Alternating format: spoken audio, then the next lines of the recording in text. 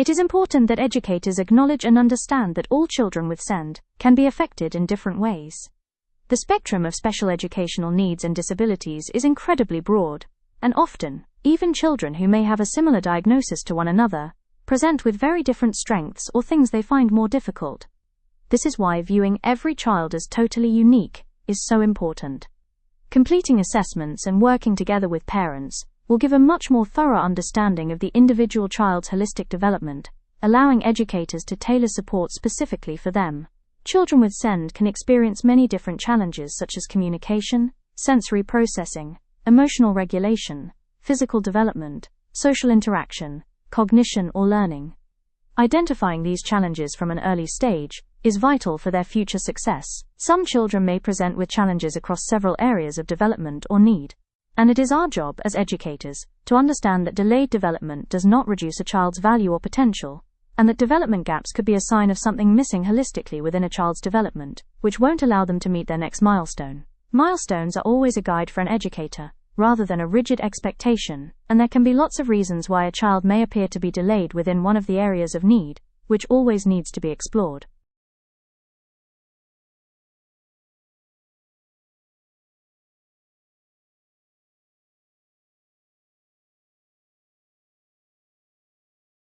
Even before a child can speak, they use lots of ways to communicate their needs, wants, likes and dislikes to those who care for them. As educators, we should get to know the children that we care for well enough to understand their personality, strengths, weaknesses, likes and dislikes, to ensure our practice is in line with the child's needs. Children may display communication through behavior, body language, gestures, eye contact, visual representations such as communication boards, or now/next visual routines. Enabling communication for a child with SEND is vital if they are unable to communicate verbally to those around them. Enabling access to PECs and additional methods of communication that do not require verbal input provides autonomy, promoting resilience and independence.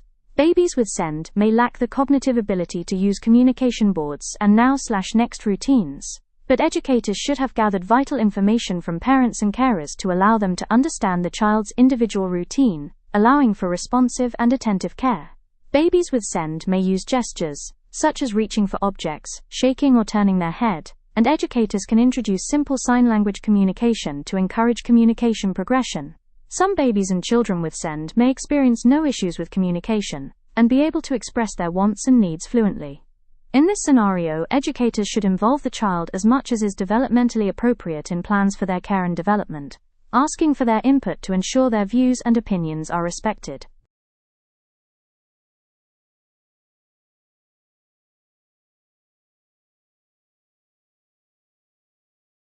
The graduated approach is a cyclical process which is rooted within legislation, such as the SEND Code of Practice, 2015, and the Children and Families Act, 2014.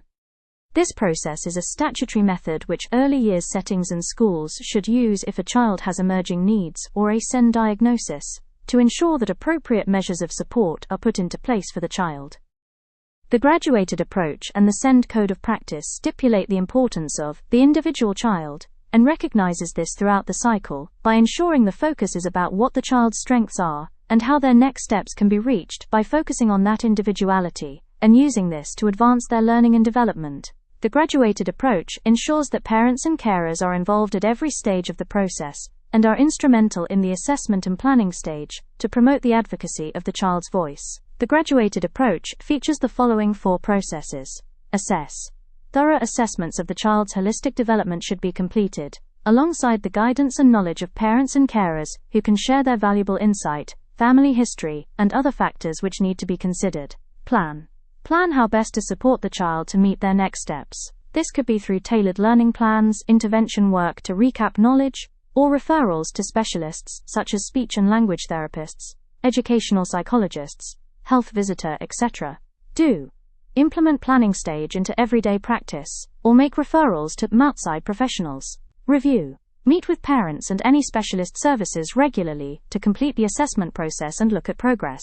Plans can be fine-tuned or altered accordingly as the needs of the child determine.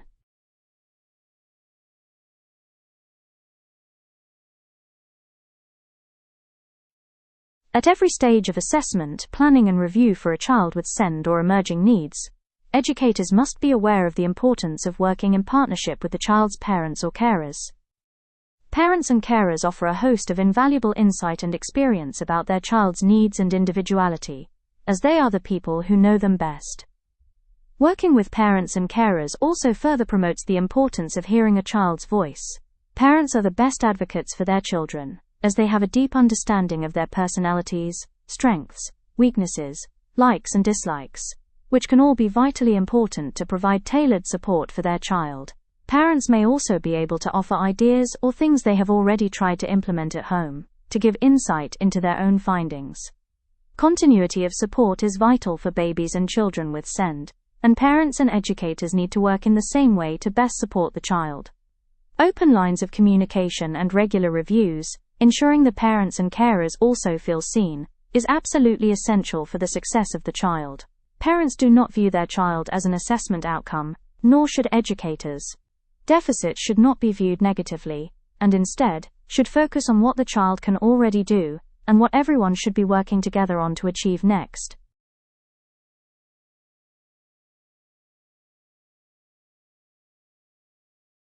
Inclusive environments are particularly important for supporting children with SEND, to ensure that they have equitable access to learning and opportunities. Inclusion means adjusting our practice, teaching, and environments to suit the needs of each individual child, and should be forefront to our planning and teaching. By using reflective practice and asking questions to challenge if we could improve further, inclusion becomes an evolving and improving aspect of our teaching. Inclusive environments should reduce barriers to learning for children with SEND and support participation for every child.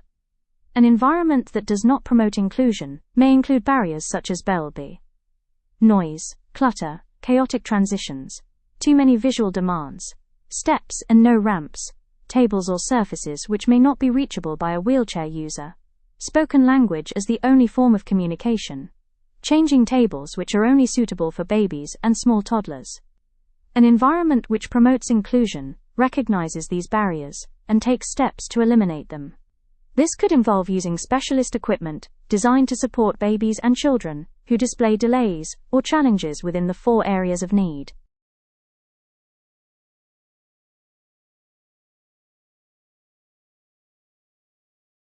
There is lots of specialist equipment and strategies that early years practitioners can use to support children with special educational needs and disabilities within the setting to foster an inclusive environment which is responsive to the individual child's needs.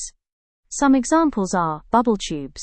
Bubble tubes are widely used as a sensory regulation tool. The display of colorful, slow-moving bubbles captures the attention of children, giving them focus, reducing anxiety and stress to support self-regulation. Fidget toys. Fidget toys are another tool that can be used to support regulation, calm the nervous system, and help a child to focus. Especially for children with ADHD, autism, or sensory processing disorders, the repetitive motion of these toys is an excellent way to channel sensory overload. Weighted blankets. Weighted blankets can be used to administer deep pressure to children at times of dysregulation. The weight of the blanket provides a sense of security and grounding, which can help children to regulate and reduce anxiety. Ramps can be used to allow children with physical disabilities who may need to use a wheelchair, walking frame, or who may not have the gross motor ability to manage steps, to access buildings, playgrounds, and areas of the classroom which they may have otherwise struggled with. This ensures equal access to opportunities and resources. Crash mat/soft play pits. Although babies and children may have a physical disability which prevents movement or use or strength in one area or limb of their body, it is vital that they are given opportunities to develop their other gross motor muscles safely and equitably. Providing crash mats or soft play pits for these children is a safe, positive, and enjoyable way to promote their physical development, without the fear of injury. Walking or standing frames/braces. Walking or standing frames and braces can be used to support children's gross motor muscles, allowing them to stand, walk, or sit in positions that they would otherwise be unable. Standing frames are an excellent tool to encourage social interaction and access to tabletop activities, where children can use the aid to not only strengthen their gross motor muscles, but also to feel a sense of inclusion in everyday activities. There is lots of specialist equipment and strategies that early years practitioners can use to support children with special educational needs and disabilities within the setting to foster an inclusive environment which is responsive to the individual child's needs. Picture Exchange Communication, PECS. PECs are a very useful tool in aiding children who may struggle to communicate using spoken language to express their needs and wants. The use of PECs allows children to point or select a photo icon of everyday needs to describe this to a caregiver. This tool promotes autonomy and resilience for the child, and also gives opportunity for interaction to progress their spoken language. This tool not only provides access to communication between a child and an adult, but can also be used between peers to enhance social experiences and development. Augmentative and Alternative Communication, AAC devices. AAC devices are much higher tech and PECs, and offer a digital method of communicating through pictures, words, and sounds. Some of the more advanced options for AAC devices can support the use of eye gaze technology, which can be particularly beneficial for children who have significant physical disabilities, who may not have function in their limbs in order to select options, which is required for PECs. This equipment enables children who may not be able to ever form words or sounds to have autonomy in their care, thoughts, and feelings, and express their own needs through full sentences, words, or noises, which can be generated by the AAC. Hearing aids. For children who are deaf or have a hearing impairment, hearing aids can be used to restore partial hearing, to allow a child to understand and respond to noise, stimulus, and verbal conversation. For children who are deaf, they can often rely on sign language, or sometimes lip reading, in order to convey what is being asked of them, and can find it much more difficult to learn to speak, as they cannot hear words or noises to copy. Hearing aids are mostly fitted externally for children, and are called behind-the-ear models. Behind-the-ear models are used to amplify sounds for the child, to enable them to pick up on sounds and noises required to learn language skills, but also to ensure they hear sounds which may alert them to danger, such as sirens, fire alarms, traffic, etc.